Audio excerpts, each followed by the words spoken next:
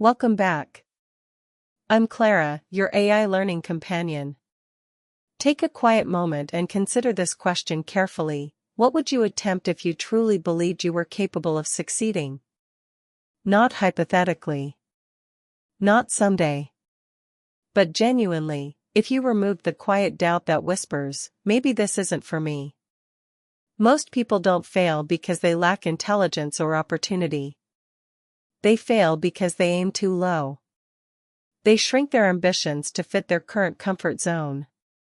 And over time, that small thinking becomes a habit. Today, we're exploring The Magic of Thinking Big by David J. Schwartz, a book that argues something both simple and profound. Your level of success rarely exceeds the level of your thinking. This is not about fantasy. It's not about ignoring reality. It's about recognizing that your thoughts shape your actions, and your actions shape your results. When you change the scale of your thinking, you change the scale of your behavior. Let's begin with belief. Belief is not a vague emotional state. It's a decision about what is possible. When you believe something can be done, your mind begins scanning for ways to do it. When you assume it cannot, your mind shuts down creative effort. Imagine two professionals offered the same opportunity, a leadership role slightly above their experience level.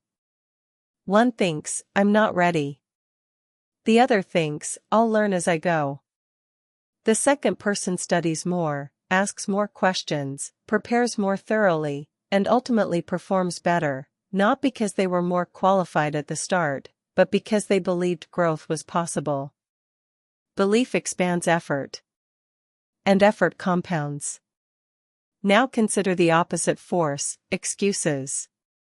Schwartz describes a pattern many of us recognize. We justify an action with reasonable explanations.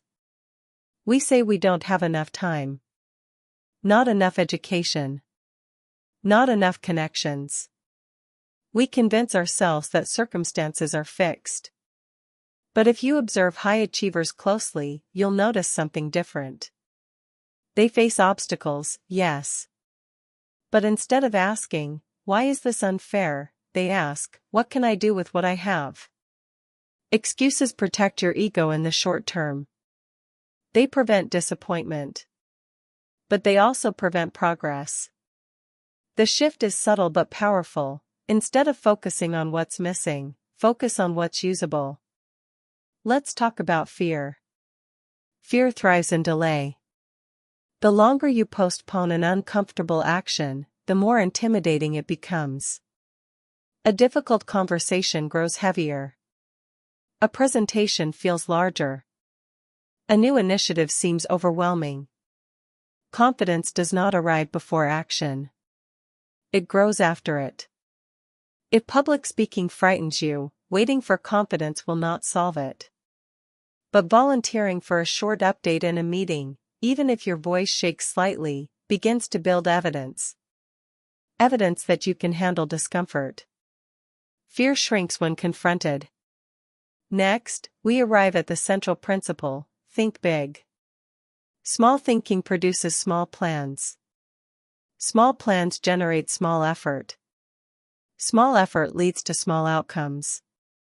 Big thinking does not mean unrealistic thinking. It means expansive thinking. For example, instead of asking, how can I keep my job secure, ask, how can I become indispensable? Instead of asking, how can I earn slightly more, ask, how can I create significant value? Notice the shift. The second questions require creativity. They require leadership. They require initiative. Your questions determine your direction. Now let's explore self-image.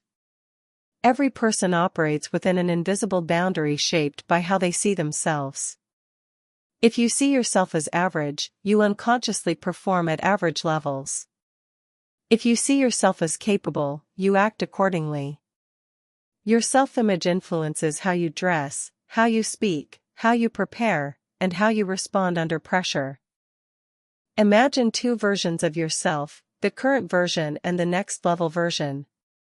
The next level version manages time carefully, speaks clearly, makes decisions confidently, handles criticism calmly. You don't become that version someday. You practice being that version now. Environment also matters deeply. The people around you influence your expectations. If you constantly hear phrases like "that's unrealistic" or "be practical," your ambition gradually contracts. This doesn't mean avoiding realism. It means surrounding yourself with people who focus on solutions rather than limitations. Books matter. Conversations matter. Media matters. Your environment feeds your thinking. Attitude is another powerful factor. Technical competence is important, but attitude often determines opportunity. When you approach others with warmth, curiosity, and respect, you build trust. Trust opens doors. If you consistently look for ways to add value in conversations, listening fully, acknowledging contributions, expressing appreciation, you create goodwill. And goodwill compounds. Now let's address action. Ideas are abundant. Execution is rare. Many people wait for perfect timing. But perfect timing rarely arrives. Progress favors those who move quickly, not recklessly, but decisively.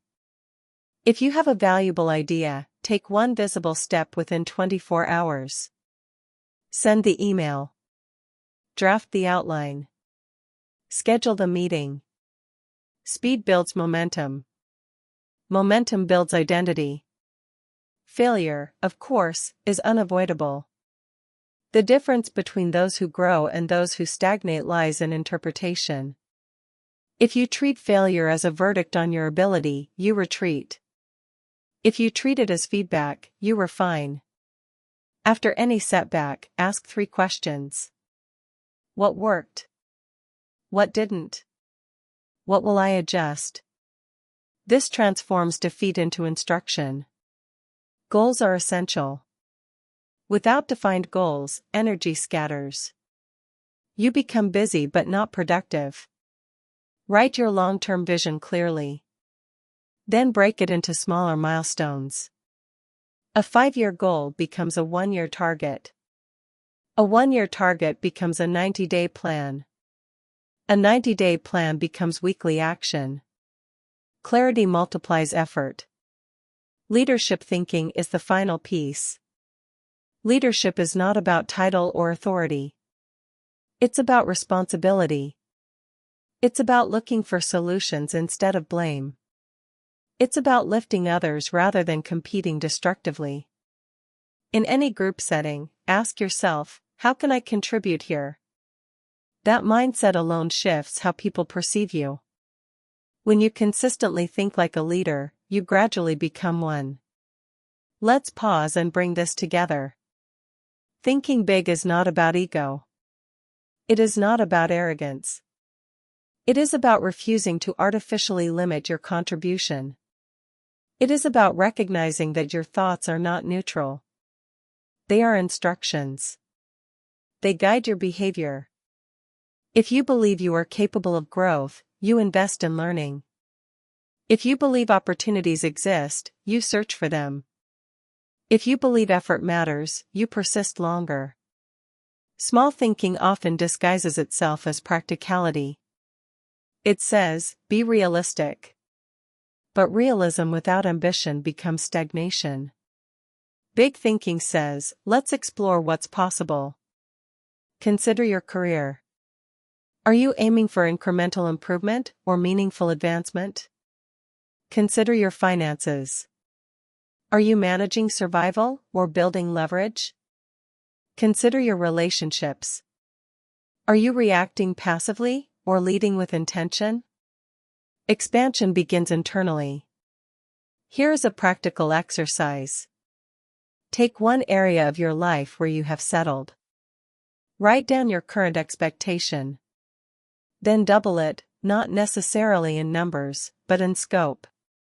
If you expect to read 1 book this month, aim for 2.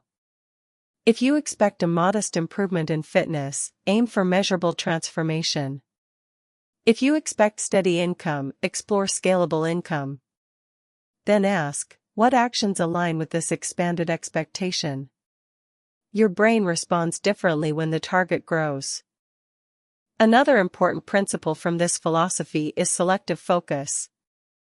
Where you place attention shapes perception. If you constantly scan for problems, you will find them. If you scan for opportunities, you will notice possibilities others miss. This does not mean ignoring risk. It means balancing awareness with optimism. Optimism is practical when paired with action. Let's address doubt more directly. Doubt often appears as internal commentary, "You're not ready. Others are better. What if you fail?" Instead of suppressing doubt, respond to it with preparation. If you feel unqualified, study. If you feel inexperienced, practice. If you fear failure, plan contingencies. Courage is not absence of doubt. It is movement despite it. Another dimension of thinking big involves how you interpret other people's success. Small thinking sees someone else's achievement as threat. Big thinking sees it as proof of possibility. When you encounter someone succeeding in your field, instead of comparing destructively, analyze constructively. What strategies did they use? What habits enabled them? What can you learn? Abundance thinking expands. Scarcity thinking contracts. Let's talk briefly about language. The words you use influence your mindset. Replace "I have to" with "I get to." Replace "this is impossible" with "this is challenging." Replace "I'll try" with "I will." Language shapes commitment. Over time, these subtle shifts accumulate into a different identity. Now consider persistence. Big goals require sustained effort. Initial enthusiasm fades. Obstacles arise. Progress slows. At this stage, small thinkers retreat. Big thinkers adjust. They refine strategy without abandoning direction. If a method fails, they test another. If timing is off, they recalibrate. The destination remains, even if the route changes. That resilience distinguishes ambition from fantasy. Finally, remember that thinking big also includes generosity. When you aim higher, you create more value, for customers, for colleagues, for community. Ambition rooted in contribution sustains motivation longer than ambition rooted only in status. So as you expand your thinking, anchor it in service. Ask, how can my growth benefit others? Let's close with 3 core commitments you can adopt immediately. First, commit to expanding your belief. Notice when you shrink a goal out of habit. Challenge that instinct. Second, commit to daily action. Even small steps compound. Third, commit to surrounding yourself with growth, through books, conversations, and environments that stretch you. Tonight, choose one meaningful area of your life. Rewrite the goal at a larger scale.